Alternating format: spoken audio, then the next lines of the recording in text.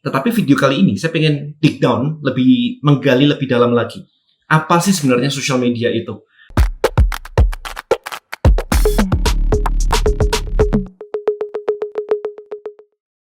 Nggak perlu followers ratusan ribu untuk hasilin ratusan juta per bulan. Temukan frameworknya di Rich Creator Black Book sekarang.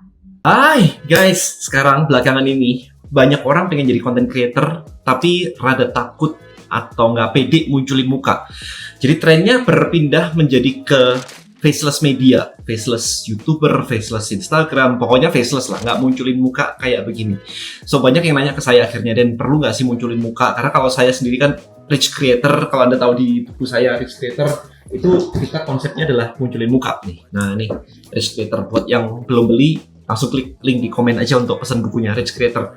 Nah tetapi pertanyaannya adalah sebenarnya gini, kalau kita lihat, jangan cuma dari surface-nya aja, jangan cuma dari mukanya aja bahwa oh ini faceless, yang ini munculin muka nih.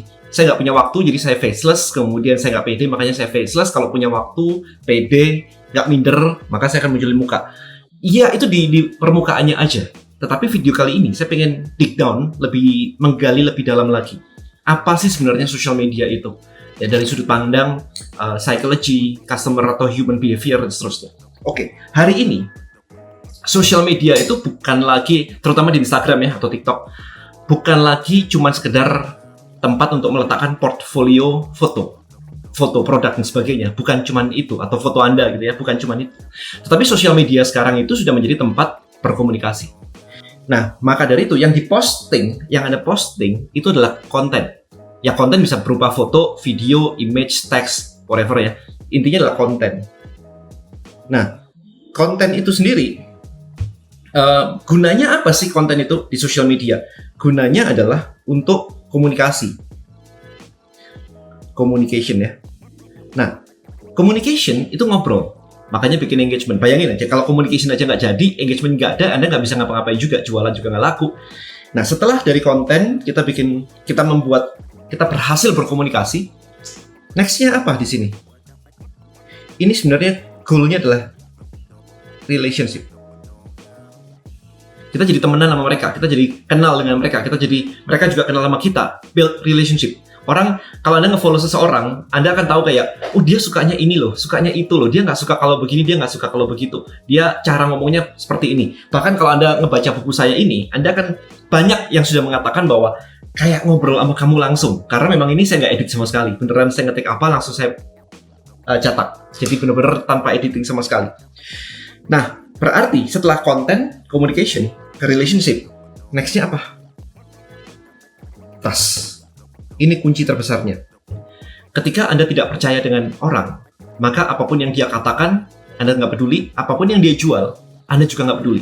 Jadi ini level tertingginya di sini, trust. Maka di sini Anda bisa ngapa-ngapain ya, Anda mau jualan, Anda mau apapun itu, trust itu di sini. Nah, sekarang kita perhatikan. Kalau misalnya Anda nggak munculin muka, faceless, maka Anda berada di level sini. Faceless itu di sini, di konten. Ini faceless. Yang nggak munculin muka kan namanya faceless gitu ya. Bisa nggak ke communication? Bisa. Jawabannya bisa. Cuman pendapat, misalnya gini, sebuah media faceless mengemukakan sebuah opini akan tidak se-strong ketika seseorang figur mengemukakan opini yang sama. Jadi kalau misalnya apalagi kalau sudah di level trust, presiden ngomong sesuatu gitu, punya opini gitu kan, itu trustnya kan udah tinggi banget tuh. Wah, itu bisa heboh banget. Tapi begitu faceless media ngomong sesuatu yang sama kontennya sama, level trustnya berbeda, maka akan berbeda hasilnya. Kuncinya di situ. Ya, bisa nggak ke sini? Bisa ke communication, tapi lebih sedikit. Bisa nggak ke relationship? Ya bisa aja, tapi sangat sedikit sekali. Anda tidak akan kayak mengatakan bahwa saya suka banget nih sama ini karena dia sukanya begini, sukanya begitu gitu. Enggak, paling di gaya penulisannya aja. Saya suka gaya penulisannya, saya suka itu. Tapi trust-nya itu nanti akan berbeda. Bisa nggak nyampe sini? Bisa sebenarnya, tetapi faceless ini kalau dibilang ya, faceless sama personal branding. Nah gini, personal branding akan lebih kuat, akan lebih cepat. Kalau making money akan lebih banyak. Nah sekarang Anda boleh pakai faceless. Ini bukan tentang video yang nggak boleh faceless, tapi saya pengen membreakdown lagi dari sudut pandang konsumen itu mikirnya kayak apa? Mikirnya kayak begini. Nah sekarang paling kuat adalah faceless itu di ranah konten. Kalau misalkan faceless itu kuatnya di konten, maka dengan adanya AI, ini jadi apa? Red ocean.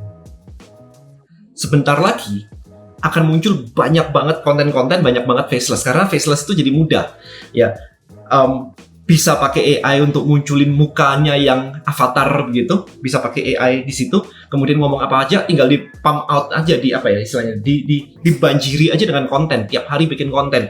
Tinggal pakai mukanya AI, bukan pakai muka kita, muka AI, kontennya A, kontennya B, kontennya C. Nah, ketika itu banyak yang ngelakuin, ini jadi red ocean, udah selesai. Maka ini buat saya bisa nggak dipakai? Ya bisa aja. Tapi remember bahwa saingan Anda akan jauh lebih banyak banget ketika Anda ngelakuin ini. Nah, misalnya Anda pakai jalur yang personal branding, kayak saya gini misalnya, nggak akan ada digital marketer namanya Denny Santoso lagi. Ya ada digital marketing, di level konten akan ada. Ada kok kontennya ini, akan banyak gitu. Bagus nggak? Ya bagus-bagus saja. Tapi kalau misalkan contoh, kalau misalkan saya sudah nonton Netflix, kenapa saya nggak boleh nonton Prime Video misalnya? Kenapa saya nggak boleh nonton Disney misalnya? Akan jadi bebas aja. Jadi kalau misalkan saya tiba-tiba jualan kucing, udah banyak kok yang bukan jualan ya, akun yang suka kucing gitu ya, tentang kucing gitu, pet lover lah, cat lover lah, atau dog lover lah misalnya gitu ya. Akan banyak banget orang-orang yang sudah dog lover atau cat lover. Tetapi kalau Denny Santoso tiba-tiba akunnya banyak kucingnya, ya beda banget. Oke deh, gadget misalnya, udah banyak akun yang ngomongin tentang gadget, reviewer dan sebagainya, udah banyak banget. Tapi kalau si A ngomongin gadget dan Denny Santoso ngomongin gadget, itu adalah dua hal yang berbeda. Tetapi ketika faceless media ngomongin gadget, akan jadi mirip-mirip. Ketika Anda melihat sebuah faceless media ngomongin tentang, ada HP baru launching A, speknya ini, dan seterusnya begitu. Faceless media yang lain juga ngomong hal yang sama. So, apa bedanya? Tidak akan jadi personal brandingnya. Bukan personal branding ya, lebih ke ya media brandingnya akan lama jadinya.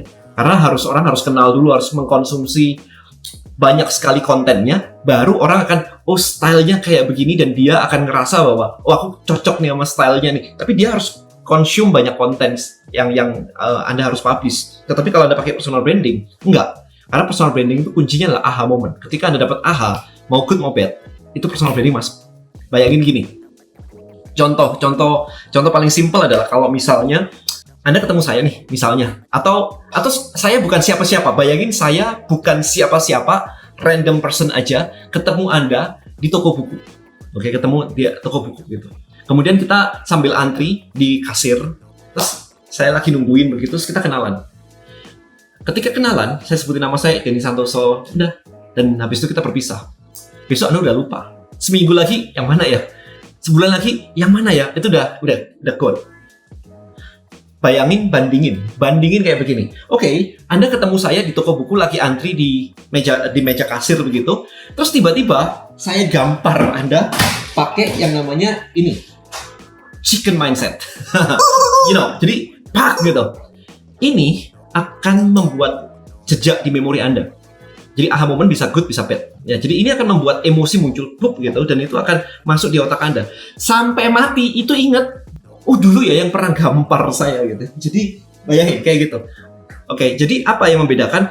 Bukan cuma kontennya, nama dan seterusnya gitu, enggak. Tetapi apa yang menjadi aha moment, baik good maupun bad, itu yang akan direkam. Sehingga itu akan bikin lebih cepat. Sementara kalau faceless media kan ya nggak punya yang kayak begitu-begitu. Faceless media ya kekuatannya di konten. Ya kan? Jadi itu yang membedakan. Oke, so sekali lagi, jadi video ini untuk menjelaskan faceless media bukannya jelek atau enggak, tetapi saya membandingkan kekuatannya dengan personal branding. Bisa banyak nggak followersnya? Bisa banyak faceless media. Apalagi kalau nggak perlu bikin konten kayak begini, nggak perlu syuting, tinggal dikeluarin aja, di pump out dengan AI begitu ya. Jumlahnya kan banyak banget. Tapi seberapa kuat? Itu yang kita mau cari. Nah, Rich Creator fokusnya adalah yang di situ. Mau pakai faceless media bisa nggak? Ya bisa-bisa aja sih sebenarnya, sebenarnya konten creatornya Anda juga. Tapi itu kuncinya seperti itu. Jadi buat Anda yang pengen belajar lebih lanjut tentang rich creator, tentang gimana caranya dapetin income banyak dari social media, dari internet, baca buku ini. Klik link di komen aja, langsung order di situ sekarang juga. Thank you so much for watching. See you in the next video. Bye.